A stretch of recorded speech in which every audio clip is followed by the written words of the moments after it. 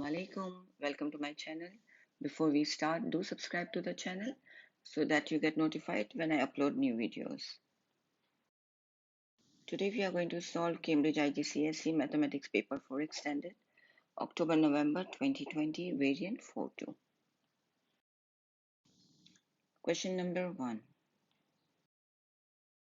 So in this question we have Carol traveled from London to Johannesburg and then from Johannesburg to Windhoek. The flight took 11 hours and 10 minutes. The speed was 813 km per hour. Calculate the distance traveled. So speed is 813 km per hour. Time is 11 hours 10 minutes. As you can see, this is per hour, so I have to change this minutes into hours. I can do that by dividing by 60 the minutes. So I will have 11 hours plus 10 divided by 60, 1/6. I can leave it like that, the time, or change it into a mixed fraction.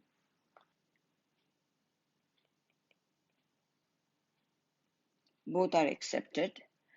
Now to know the time, to find the distance, we need to know one formula. Distance, speed and time. So what are we searching for? We are searching for distance. Therefore, distance will equal speed multiplied by time. Speed is 813 kilometers per hour multiplied by whichever way you want, 11 plus 1/6 or the mixed fraction. And we will get the answer 9078.5. But we have to round it to the nearest 10 kilometer. Nearest 10 kilometer is here. So if you round it till here, look at the number after the line we have drawn. If it is 5 or more, you have to add 1 here. That will be 9080 kilometer. One thing that I have seen many children do when they change into mixed number, they write like that the number and then they put the number before it. This is wrong. You will get a wrong answer. First, you have to press the shift button and then the fraction button. So you will have 3 boxes. Then you put in your numbers in that boxes, okay? Now in part B, the total time for Carol's journey is given. It was 15 hours, 42 minutes. The total distance was 10,260 kilometers. We have to find the average speed for this journey. We are going to use the triangle again. Now, what do we have? We have the time, which is 15 hours and 42 minutes. And the distance is given to us, which is 10,260 kilometers. We have to find the speed in kilometer per hour. So the minutes, we have to change it again to hours. I showed you how to do that. 15 hours plus 42/60. You can simplify it or leave it like that. Now, if you are using this triangle, you have distance and time and you want to find speed. So it's distance divided by time. Speed is equal to distance divided by time. I can write it like that also. Okay, right? So what is our distance? 10,260 divided by the time. Put it in a bracket. 15 plus 42/60. And this will give us 653.5. So that is our speed, 653.5 kilometers per hour. In part 2, the cost of Carol's journey from London to Windhoek was $470.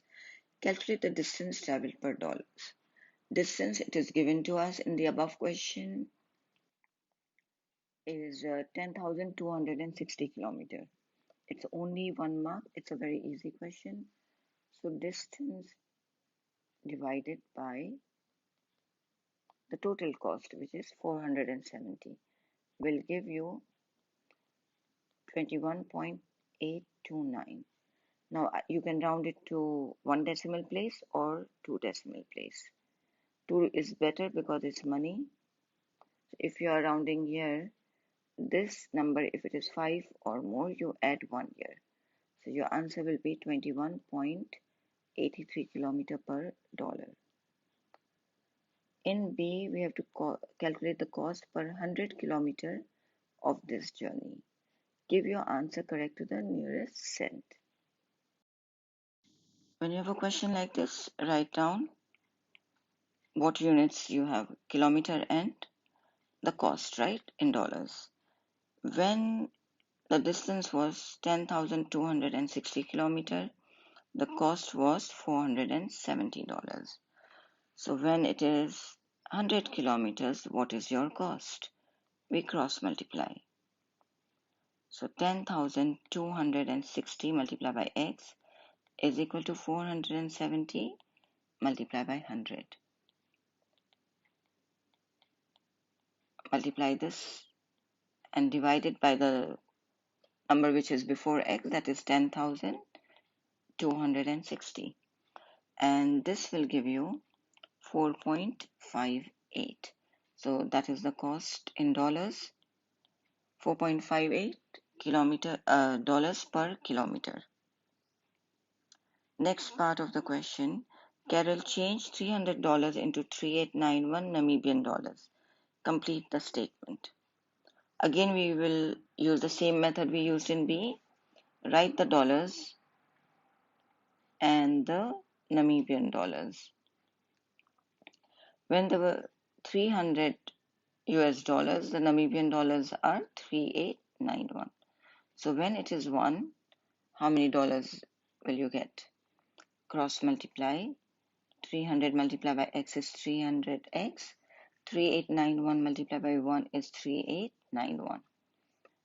Divide 3891 by 300 and we will get the answer 12.97.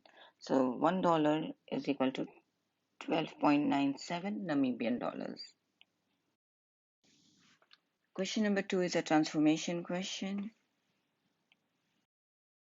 Describe fully the single transformation that maps triangle T to triangle P. As you can see that the shape is the same and it's in the same direction, all the points and all. So this is a translation. So first you have to write what type of translation it is, or transformation it is. You get 1 mark for that. And then you have to write the translation in column vector. The top represents your x, the down y. X horizontal, how you shift. If it is positive, it goes to the right. Negative, left. If you go up, it means your y is positive. If you go down, y is negative. Choose any one point. I'm choosing this point. And we always go horizontal first. So we are going 1 to the right. And then we are going down by 1, 2, 3, 4, 5, 6.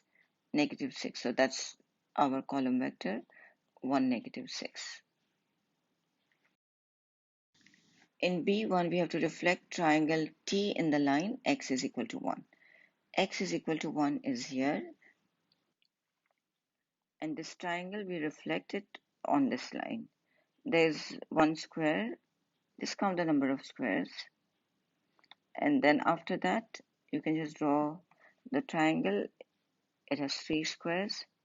So 1, 2, 3. And it goes up by 1. Join the points together.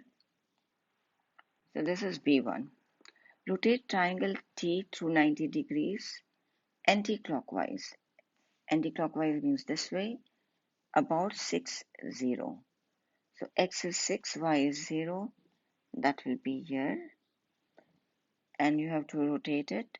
It's very easy. Use a tracing paper. Make a cross like that. and then rotate it 90 degrees anti-clockwise. So just draw like that, draw the triangle and rotate it once, and you will get the shape. This is after rotating triangle T. Learn how to rotate by using a tracing paper. Don't learn other methods, no need to make it more complicated. It's very easy. Draw your line like that at the point given to you, and then just rotate it the way they want us to. Part B, enlarge triangle T by a scale factor of -2, center 1, 0. So center is 1, 0, and you have to enlarge the triangle. The first thing, all the three vertices, draw lines that it passes through 1 and 0.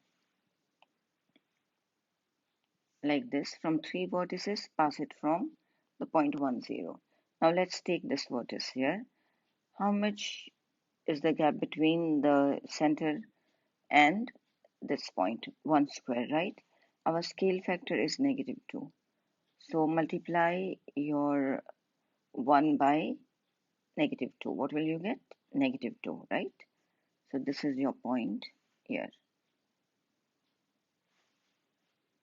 And then this here, this vertex is around 1, 2, 3, 4 squares. 4 multiplied by -2 will be -8. So we are going to shift 8 from this line. 1, 2, 3, 4, 5, 6, 7, 8. And the other one has this vertex 1, 2, 3, 4. 4 multiplied by 2, 8. So again we will go 8 squares here after the center. 1, 2, 3, 4, 5, 6, 7, 8. We found our three vertices. Now we have to join them together. I hope you understood what I explained. I'll just go through it again. So when we have, this is our B3. When you want to enlarge a triangle, the first thing, mark the center, which we did here. Then from each vertex, draw lines that passes through the center. Count the number of squares from the center to the vertex. So this is 1. And our scale factor is -2. So 1 multiplied by, you can just multiply by 2. 1 multiplied by 2, 2. Move the 2 squares after the scale factor. Why are we moving this side of the center? Sorry, because it's negative.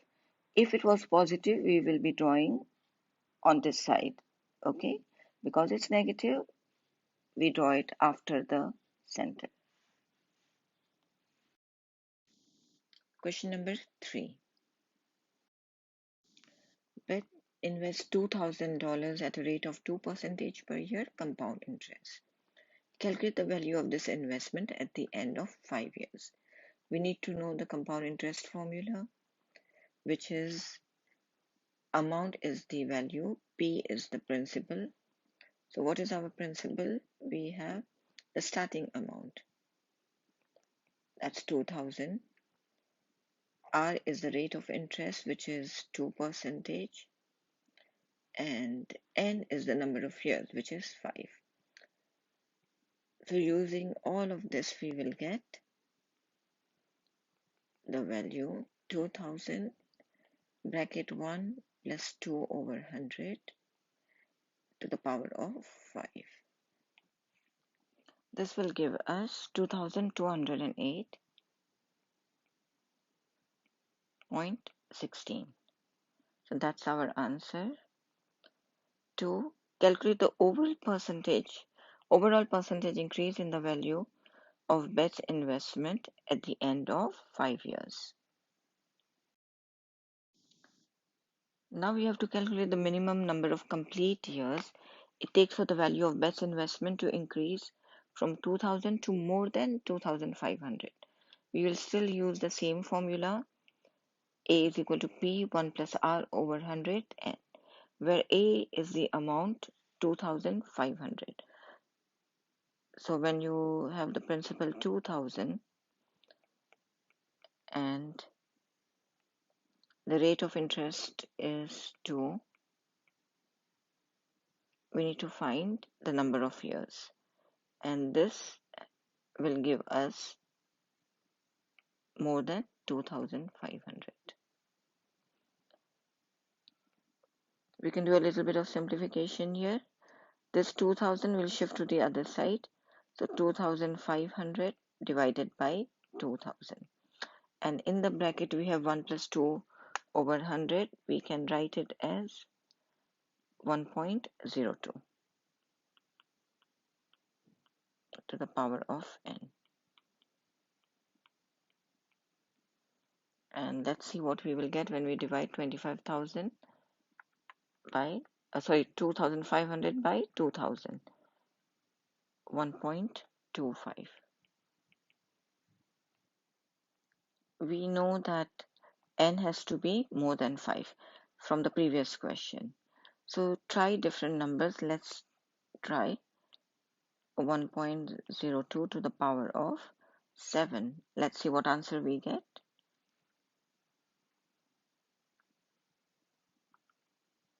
We will get 1.14, not 1.25.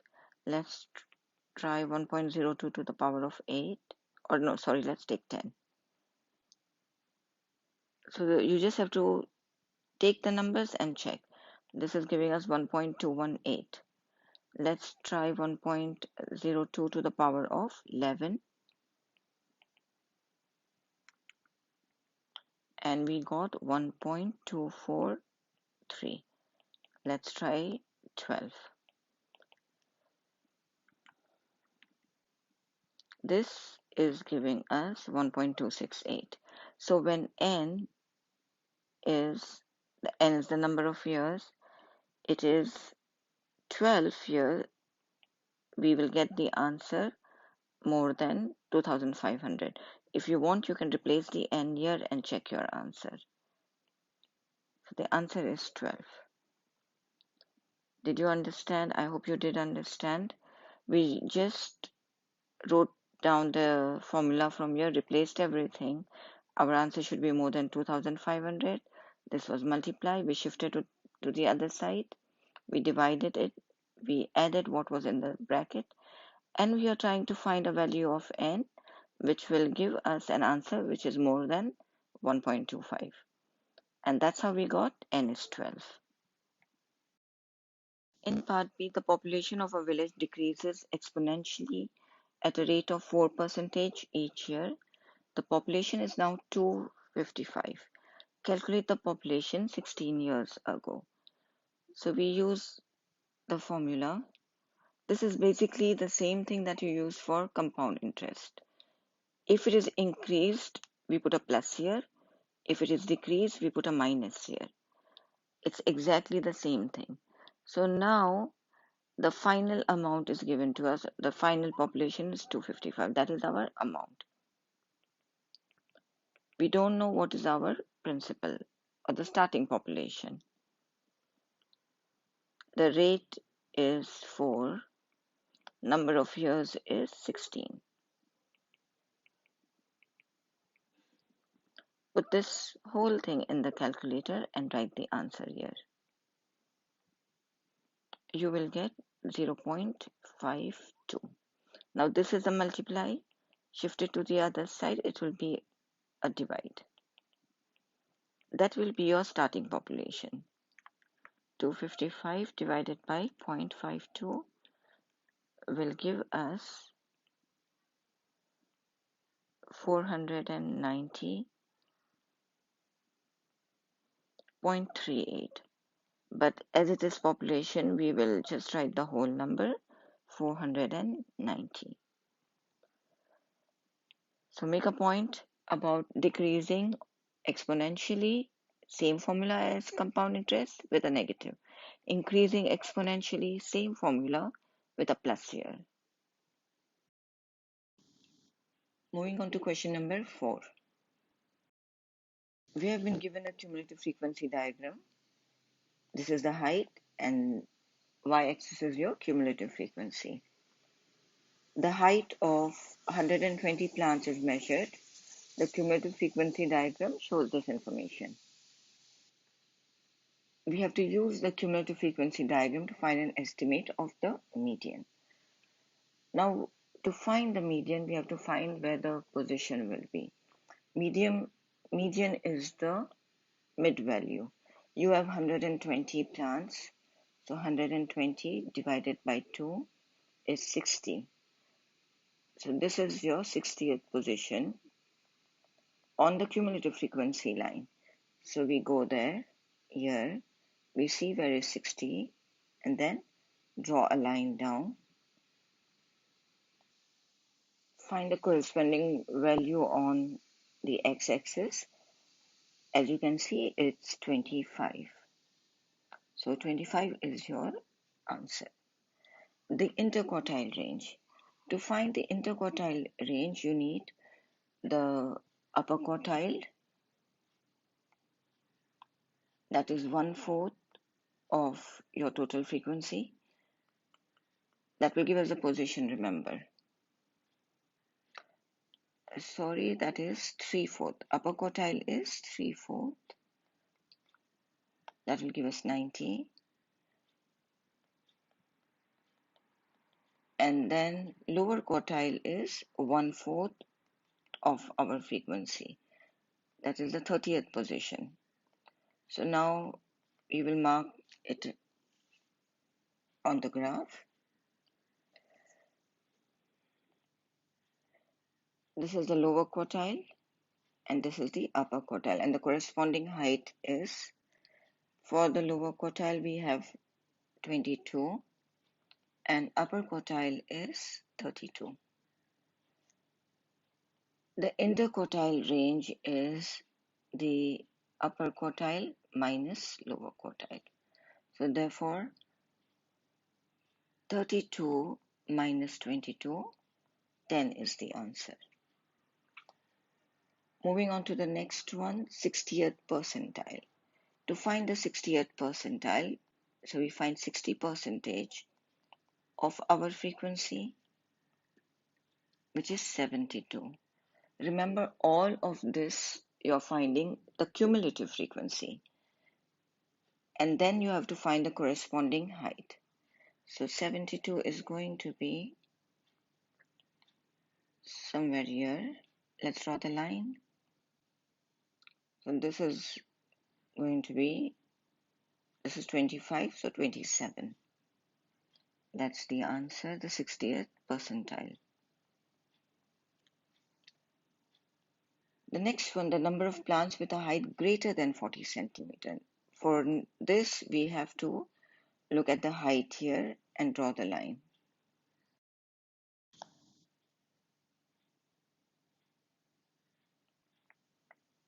We are looking at this, greater than 40 centimeters. So this line is 110 and each line is 2, so this is going to be 114, and 120 minus 114 is 6. So that's the answer. I hope you understood this, that we are only looking for the number of trees that are here. In this question, we have been given a frequency table and we have to find the estimate of the mean height. Whenever you have group data like this, to find the mean, we use a formula. Mean is equal to the sum of the frequency multiplied by x over n. X is your midpoint of the class width, and f is your frequency, and n is the total frequency. To find the midpoint of the class width, you add these two together, so 0 plus 10, and then divide by 2. That will give you 5. 10 plus 20 divide by 2, 15.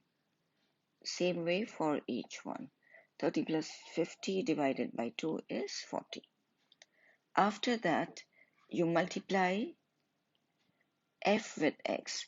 What is f? F is our frequency. So mean will be, each class width we have to do, 5 multiplied by 2 plus 15 multiplied by 18 plus 25 multiplied by 62 plus 40 multiplied by 38. And this whole thing will be over the total frequency. What is the total frequency? We already know from the previous question, 120. Or you can just add this frequency and it will give you 120. Put this in the calculator and we will get 27.9. It's a very easy question, very often repeated question. Learn this very well. The marks are only for knowing this. It's a very easy 4-mark question. Now, in the next part of the question, we have been given that a histogram is drawn to show the information in the frequency table. The height of the bar representing 10, the height is between 10 and 20 is 7.2. So this height of the bar is 7.2. Calculate the height of the bar representing the interval 30 is to 50. The first thing, what does the height of the bar represent? If you have a frequency diagram like that, you have bars like this. This height represents your frequency density. To find the frequency density, there is a formula that we use. Frequency density is equal to frequency over class width. So frequency is this. Let's look at the bars whose frequency density has been given to us. Frequency density is equal to frequency over class width. Frequency density is 7.2. We are talking about this. Frequency is 18. And your class width is the highest mark minus the lowest one. So 20 minus 10, 10. This gives us 1.8. This is not the same as 7.2. So to get 7.2, I have multiplied something to 1.8. We have to find that something. So 7.2 divided by 1.8 is our x, which is 4. So whatever frequency density we get, we have to times it by 4 in this particular question. Now, going to the bar that we are interested in. To find the frequency density, we will write the frequency, which is 38, and the class width, which is 50 minus 30, 20. Multiply by it, the number we found 4, that is the enlargement, and we will get 7.6. So that is our answer. This brings us to the end of this video. For question number 5 onwards, please watch part 2. Thank you for watching. Do share it with your friends.